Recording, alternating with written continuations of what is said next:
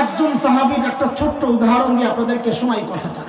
কি মানুষ কি হয়ে গেছে কোরআনের ছোঁয়ায়, ইসলামের ছায়াতলে এসে নববী আদর্শের সাথে নিজেকে যুক্ত করার কারণে কি মানুষগুলা কি হয়ে গেছে। একজন সাহাবীকে দিয়ে একটু দেখাই। যুবক, আজকে তোমরা কতজনকে ফলো করো, মডেল বানাও, আইডল বানাও, কার মতো চুল বানাবা, ওই হেয়ার কাটিং কার মতো হবে, কার মতো প্যান্ট, কার ব্র্যান্ড, সব তোমরা খেয়াল করো। মক্কায়ও এমন এক যুবক ছিল যাকে সবাই ফলো করত। সেই যুবকের নাম ছিল হযরত মুসআব ইবনে উমাইর রাদিয়াল্লাহু আনহু। আহা, মুসআবের সৌন্দর্যে মুগ্ধ হইত পুরা মক্কাবাসী, যাকে বলা হতো ফাতা Mecca, hero of Mecca, smart boy Mecca. Musab সবচাইতে সুন্দর, সবচাইতে ফ্যাশনেবল, সবচাইতে স্টাইলিশ পোশাকে যে নিজেকে সাজায় রাখতেন। আরে মানুষের সৌন্দর্যের মূল তিনটা জিনিস। এক হচ্ছে অনেকের টাকা পয়সা আছে, অনেক দামি দামি পোশাক পরে তো সুন্দর লাগে। আবার অনেকে আছে রুচি উন্নত, টাকা পয়সা নাই, ফুটপাথ থেকে 200 টাকা দিয়ে একটা শার্ট কিনে নেয়, তো মানুষ জিজ্ঞেস করে কিরে এটা কোন দোকান থেকে কিনছিস, কয় হাজার টাকা দাম, ধুর বেটা 200 টাকা দিয়ে কিনছে, আরে কি সুন্দর লাগতেছে, এটা রুচির ব্যাপার। আবার কারো কারো চেহারা সুন্দর, যা গায়ে দেয় তাই সুন্দর লাগে, আছে না এমন? হযরত মুসআবের মধ্যে তিনটার সমন্বয় ছিল। এক, টাকা পয়সা ছিল, মা বাবার আদরে আহলাদের সন্তান। 2, রুচিও ছিল উন্নত। 3, চেহারাও ছিল চমৎকার। কত চমৎকার, একটা কথা বললেই তো বুঝবেন। 12 জন আরবের চেহারা নবী আলাইহিস সালামের চেহারার সাথে কিছুটা মিলত। যেমন হযরত জাফর ইবনে আবি তালিবের চেহারাও মিলত, স্বভাবও মিলত। এর মধ্যে হযরত মুসআব একজন ছিলেন যার চেহারা নবীর চেহারার সাথে মিলত। মুসআব কতটা সুন্দর ছিলেন বুঝার জন্য এটাই যথেষ্ট যে মুসআবের চেহারা কার চেহারার সাথে মিলত, নবী আলাইহিস সালামের চেহারার সাথে। এই মুসআব যখন মুসলমান হয়ে গেলেন, ছিলেন কি হইলেন কি এটা দেখাচ্ছে। সেই মুসআব মাথায় রাখতে হবে, smart boy Musab, hero of Mecca Musab. উহুদের যুদ্ধ, লম্বা হিস্ট্রি মাঝখান দিয়ে আমি কাট করে দিছি। উহুদের যুদ্ধে মুসলমান কাফের মুখোমুখি। আল্লাহর হাবিব সাল্লাল্লাহু আলাইহি ওয়াসাল্লাম যে কয়েকজন সাহাবীর হাতে ঝান্ডা উঠায়া দিয়েছেন, যেমন হযরত সাদ ইবনে মুআজ রাদিয়াল্লাহু আনহুর চাচাতো ভাই উসাইদ ইবনে হুযাইরের হাতে ঝান্ডা, আর মুহাজিরদের পক্ষে হযরত মুসআব ইবনে উমাইরের হাতে ঝান্ডা। প্রচণ্ড লড়াই চলছে। হিস্ট্রি আপনারা জানেন, আমি হিস্ট্রিতে ঢুকবো না, সময় যাবে। মুসলমানরা কৌশলগত কিছু ভুলের কারণে পরাজিত হয়েছে, এমন কচু কাটা হয়েছে, গোটা উহুদের মাঠ রক্তে লাল, লাশ আর লাশ। আহ, এত লাশ! মুসলমান কোনোদিন এত লাশ দেখে নাই। আর ইসলামের 16 বছরের ইতিহাস, উহুদের মাঠ পর্যন্ত 70টা লাশ তো দেখে নাই, 70টা লাশ তো পরেও নাই। বদরের যুদ্ধে কয়জন শহীদ হয়েছে? মাত্র 14 জন। 6 জন মুহাজির সাহাবী, 8 জন আনসারি সাহাবী। সেখানে উহুদের মাঠে 70টা লাশ পড়ে আছে। সাহাবায়ে কেরামের মনোবল ভেঙে গেছে। মনোবল ভাঙার কারণ কোন ঐতিহাসিক লিখেছেন, মনোবল ভাঙার কারণ হচ্ছে কারো বাবা শহীদ হয়ে গেছে, কারো ভাই শহীদ হয়ে গেছে, কারো ছেলে শহীদ হয়ে গেছে, কেউ নিজেও আহত। সাহাবায়ে কেরামের পা চলে না, কেউ ধপাস মাটিতে বসে পড়ছে, কারো হাত থেকে তরবারি ছুটে গেছে। এই অবস্থায় নবী আলাইহিস সালাম লাশগুলো একত্রিত করতে বলেছেন দাফন করার জন্য। ও দোস্ত, লাশ তো 70টা, এত কবর কিভাবে খনন করবে? সবাই তো আহত। নবী আলাইহিস সালাম একটু সহজ করে দিলেন। কি, এক কবরে 2 জনকে দাফন করবা, তাইলে কবর অর্ধেকে নেমে আসলো, তাই না? 70টা লাশ হলে 35টা কবর, মানে এক কবরে 2 জনকে দাফন করবা। তো লাশ একত্রিত করা হচ্ছে। আমি যে হাদিসটা শোনাচ্ছি আপনাদেরকে, বুখারীর বর্ণনা। 2 জন সাহাবী বর্ণনা করেছেন। একজন হযরত খাব্বাব ইবনুল আরিত রাদিয়াল্লাহু আনহু, আরেকজন হযরত আব্দুর রহমান ইবনে আউফ রাদিয়াল্লাহু আনহু। আমি যে বর্ণনার শব্দগুলো আপনাদেরকে বলবো সেটা হচ্ছে হযরত আব্দুর রহমান ইবনে আউফের বর্ণনা, বুখারীর বর্ণনা 4045 নম্বর বর্ণনা।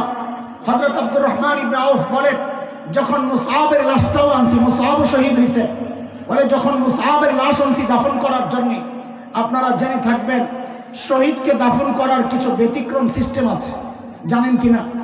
হ্যাঁ, ওই রক্ত মাখা শরীর সহই দাফন করতে হয়, শরীরে দাফন করতে হয় রক্ত সহ। হ্যাঁ, কেন? হাসরের মাঠে শহীদ যখন উঠবে তার শরীর থেকে তাজা রক্তগুলো ঝরবে আর তার থেকে বেশ আম্বরের গ্রাম বের হতে হবে। গোসল ছাড়া দাফন দিতে হয়, শহীদকে গোসল ছাড়া দাফন দিতে হয়। যেই কাপড়ে শহীদ, ওই রক্তাক্ত কাপড় দিয়েই কাফন দিতে হয়। এখন যেহেতু মুসআবকে কাফন দিতে হবে তার শরীরের কাপড় দিয়া, তা হযরত আব্দুর রহমান ইবনে আউফ বলেন, আরে মুসআবের শরীরে তো পর্যাপ্ত কাপড় নাই, যা দিয়ে ওকে দাফন দিব, কাফন দিব। আরে কার কথা শোনাচ্ছি? ছিলেন কি hero of Mecca, smart boy Mecca, সেই মুসআবের অবস্থা হইল কি কোরআনের ছোঁয়ায়, ইসলামের ছায়াতলে এসে হযরত আব্দুর রহমান ইবনে আউফ বলেন, শরীরের সাথে পর্যাপ্ত কাপড় তো দূরের কথা, পাইছি ছোট্ট একটা চাদর, যা দিয়ে মুসআব কোন রকমের সতরটা ঢেকে রাখছেন।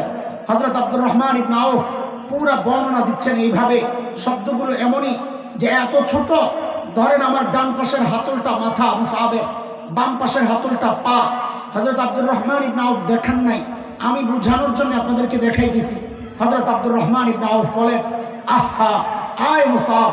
হযরত আব্দুর রহমান ইবনে আউফ বলেন, মুসআবের চাদরটা এত ছোট, ইন গুত্তিয়া বিহা রাসু বাদাত রিজলাহ ওয়া ইন গুত্তিয়া বিহা রিজলাহ বাদা রাসু।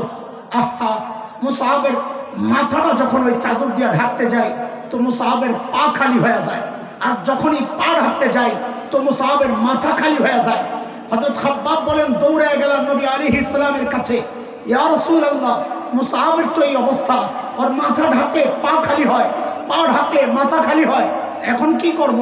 তো আল্লাহর হাবিব বলেন, মুসআবের মাথাটা ঢেকে দাও, ওর পায়ের উপর ইসখির ঘাস, আরবের এক রকমের ঘাস, ওই ঘাস দিয়ে ওর পাটা ঢেকে দাও। আহারে যুবক, এখন তো ব্র্যান্ডের শার্ট ছাড়া তোমার চলে না, এখন তো ব্র্যান্ডের মোবাইল ছাড়া তোমার চলে না, এখন তো ব্র্যান্ডের পেন ছাড়া তোমার চলে না। অথচ সাহাবীর আমল তোমার আমলের ব্র্যান্ড হওয়ার কথা ছিল, সাহাবীর তাকওয়া তোমার আমার তাকওয়ার ব্র্যান্ড হওয়ার কথা ছিল, সাহাবীর কোরবানি তোমার আমার কোরবানির ব্র্যান্ড হওয়ার কথা ছিল।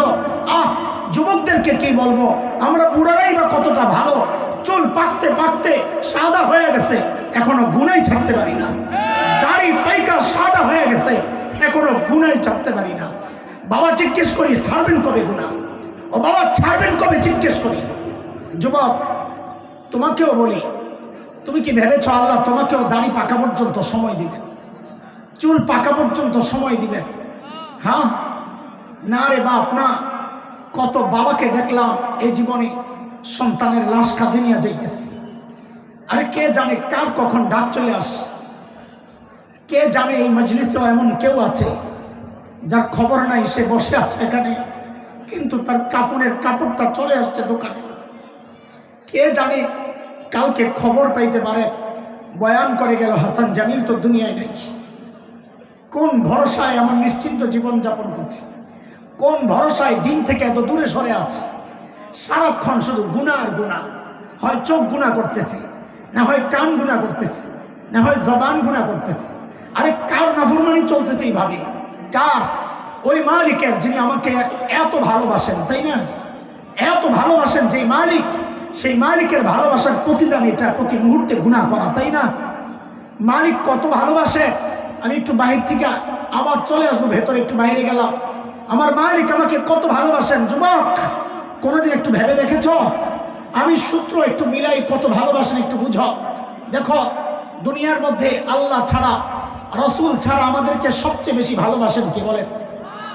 মা। বলেন সবাই, কে? আরো জোরে বলেন, কে? মা। আরে মার কলিজায় যে কত দরদ আর মায়া, এটা মা ছাড়া কে বুঝবে? মাকে যে আল্লাহ বানাইছেন সে আল্লাহ জানে। আমরা স্নেহ মমতা পাইছি সেজন্য একটু উপলব্ধি করতে পারি। আমার ছোট্ট একটা স্মৃতি মনে পড়লেই কলিজা ফেটে যায়, কান্না আসে। আরে মাহফিল শেষে যখন ঘরে ঢুকতাম রাত 3টা 4টা, তো তালা খুলে ঘরে ঢুকেই দেখতাম বাচ্চারা ঘুমাচ্ছে, বিবি ঘুমাচ্ছে, একজন মানুষ সজাগ। কখনো 9 তলায় বাসা ছিল, কখনো দেখতাম ওই জানালার কাছে যায় দাঁড়ায় আছে নিচের দিকে তাকায়া, কখন যায় পাইতাম সেজদায় কাঁদতেছে, কখন যায় পাইতাম হাত উঠাইয়া কান্না করতেছে, কখন দেখতাম যায় ঘরের মধ্যে অস্থির পায়চারি করছে।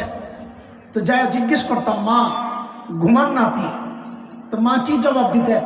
বাবা, বাহিরে যতক্ষণ থাকো ঘুম তো আমার আসে না। এর নাম তো ছিল মা। এরে যুবক, এরে বাবা, এরে মা, আমি ছোট্ট করে একটু জিজ্ঞেস করি আপনাদেরকে, আমাকে বুঝে শুনে জবাব দিয়ে। এই যে মার কলিজায় এত মায়া, কারণটা কি বলেন তো? মা আমার চোখ বানাইছেন সেই জন্যে, কথা বলেন। মা আমার কান বানাইছেন সেই জন্যে, জিভ বানাইছেন সেই জন্যে, কথা বলেন। হ্যাঁ, তো কি জন্যে? মা কি বানাইছেন একবারে বলেন তো, একবারে আমাকে জবাব দেন। মা কি বানাইছেন? কিছুই বানান নাই। অল্প কয়েকদিন ভাড়াটিয়ার মতো পেটে ধারণ করেছেন, হওয়ার পরে লালন করেছেন, তাতেই মার কলিজায় এত মায়া। মা কিচ্ছু বানান নাই, তাতেই মার কলিজায় এত মায়া।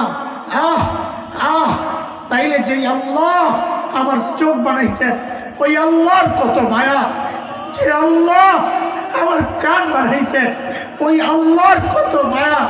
যে আল্লাহ আমার জবান বানাইছেন, ওই আল্লাহর কত মায়া। যে আল্লাহ আমার হাত পাও বানাইছেন, ওই আল্লাহর কত মায়া। যে আল্লাহ আমার এত এত নিয়ামত দিয়া বাঁচায় রাখছেন, ওই আল্লাহর কত মায়া। এই যুবক জালিম, তুমি কি বুঝো না কত মায়া? একটু দেখো না। আরে আমি তুমি যখন দরজা আটকায়া গুনাহ করি, দরজা বন্ধ, জানালা বন্ধ, ভেতরে গুনাহ চলছে, আর আমার মালিক ওই গুনাহ অবস্থায় দরজার নিচে দিয়া বাতাসের অক্সিজেন পাঠাইয়া দিচ্ছেন যেন আমি মরে না যাই। এই মালিকের নাফরমানি আর কত কাল চলবে বলো? তোমাদেরকে এখানে ডাকা হয়েছে প্রদর্শনীর জন্য না, একটু মালিকের কথা মনে করায় দেওয়ার জন্য। যুবক, আমি পাপী, আমার কথাগুলো তোমাদের হৃদয়ে টাচ নাও করতে পারে। যদি না করে, এর চেয়ে ভালো করে বোঝানোর ক্ষমতা আমার নাই রে বাপ।